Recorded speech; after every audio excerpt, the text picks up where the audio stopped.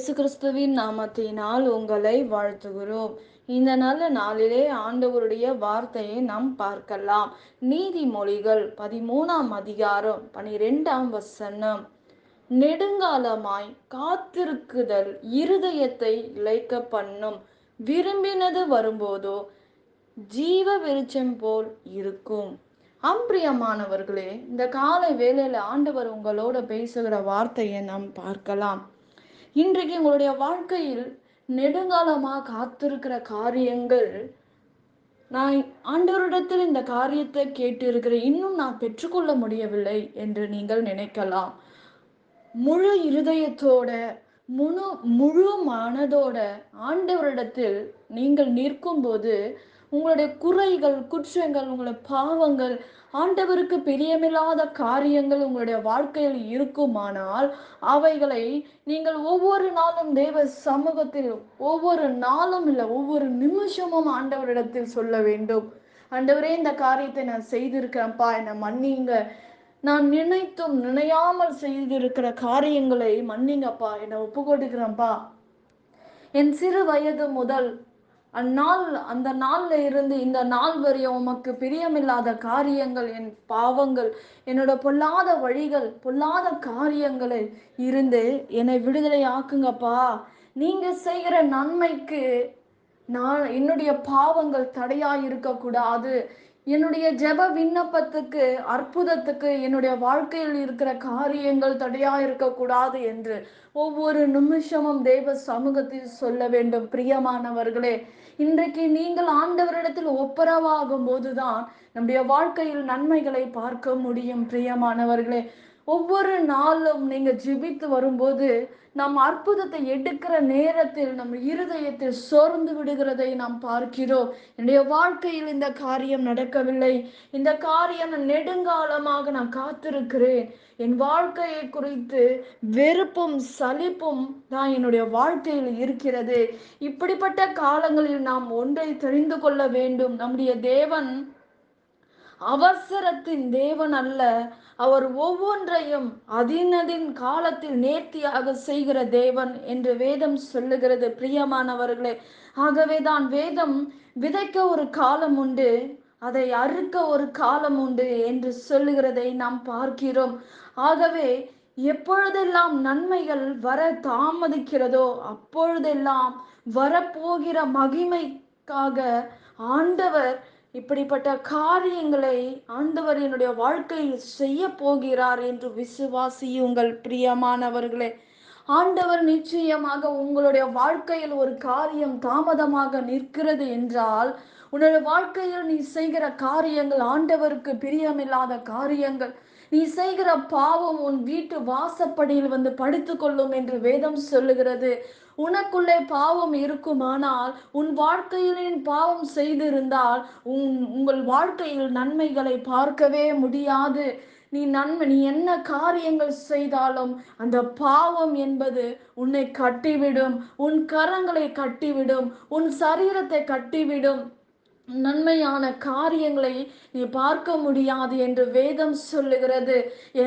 இந்த பாவத்தை நீ எந்த இடத்துல போனாலும் சரி பண்ண முடியாது.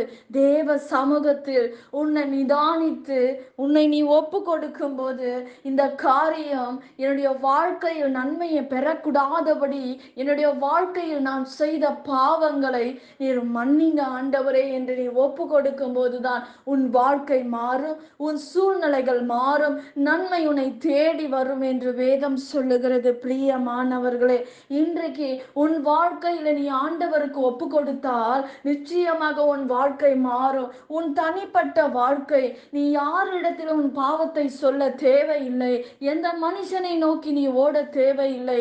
உன் இருதயம், உன் மனசாட்சி நீ சொல்லும் போது, அதை ஒப்பரவாகும் போது, ஆண்டவரிடத்தில் சொல்லும் போது, ஆண்டவர் உங்கள் வாழ்க்கையின் சூழ்நிலையை, நிலைமையை மாற்றுவார் என்று வேதத்தில் நாம் பார்க்கிறோம். பிரியமானவர்களே, இன்றைக்கு அழ ஒரு காலம் உண்டு, நகைக்க ஒரு காலம் உண்டு, விதைக்க ஒரு காலம் உண்டு என்று வேதம் சொல்லுகிறது.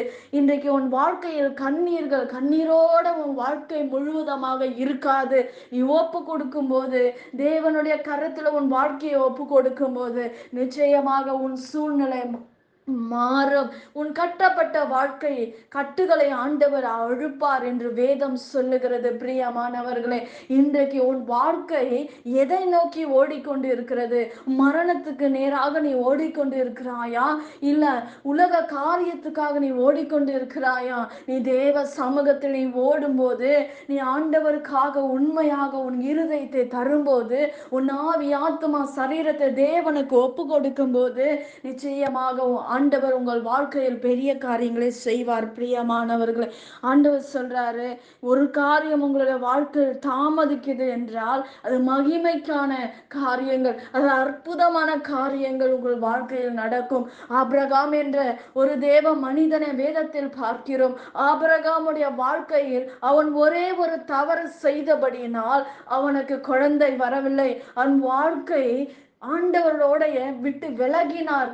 ஆனாலும் ஆண்டவரிடத்தில் ஆபிரகாம் வந்து நிற்கும் போது ஆண்டவர் சொல்றாரு, ஆண்டவரே என்னை மன்னிங்க ஆண்டவரே, இந்த ஒரே ஒரு காரியம் ஆண்டவருக்கு பிரியமில்லாத காரியத்தை அவர் செய்து விட்டார். ஆனாலும் கர்த்தர் அதை ஒப்பு கொடுக்கும் போது மன்னித்து அவனுக்கு ஆண்டவர் ஒரு குழந்தையை கொடுத்தார் என்று வேதம் சொல்லுகிறது. ஆசீர்வாதத்தை கொடுத்தார். அவன் எல்லைகளை ஆண்டவர் விரிவாக்கினார், வானத்தின் பலகனினால நிரப்பினார் என்று வேதம் சொல்லுகிறது. பிரியமானவர்களே, இன்றைக்கு கர்த்தர் உங்கள் வாழ்க்கையில் இப்படிப்பட்ட காரியங்கள் எதுவாய் இருந்தாலும் தேவ சமூகத்தில் ஒப்பு கொடுக்கும் போது ஆண்டவர் உங்கள் வாழ்க்கையில் அற்புதங்களை செய்வார். நாம் ஜெபிக்கலாம். பரலோகத்தில் வாசமாய் இருக்கிற அன்பின் பிதாவே, உங்க நாமம் மகிமைப்படுவதாக, உங்க ராஜ்யம் வருவதாக. ஆண்டவரே, நெடுங்காலமாக காத்திருக்கிறது ஆண்டவரே, இருதயத்தை இளைக்க பண்ணும், விரும்பினது வரும்போதோ ஜீவ விருட்சம் போல் இருக்கும் என்று வேதம் சொல்லுகிறது. ஆண்டவரே, இன்றைக்கு நெடுங்காலமாக காத்திருக்கிற ஒவ்வொரு குடும்பத்திலையும் ஆண்டவரே நீர் அற்புதங்களை செய்யுங்க, அதிசயங்களை செய்யுங்க. ஆண்டவரே, இந்த நாள்ல ஆண்டவரே விண்ணப்பத்துக்காக காத்திருக்கிற பிள்ளைகளுக்கு ஒரு அற்புதங்களை செய்யுங்க, அதிசயங்களை செய்யுங்க.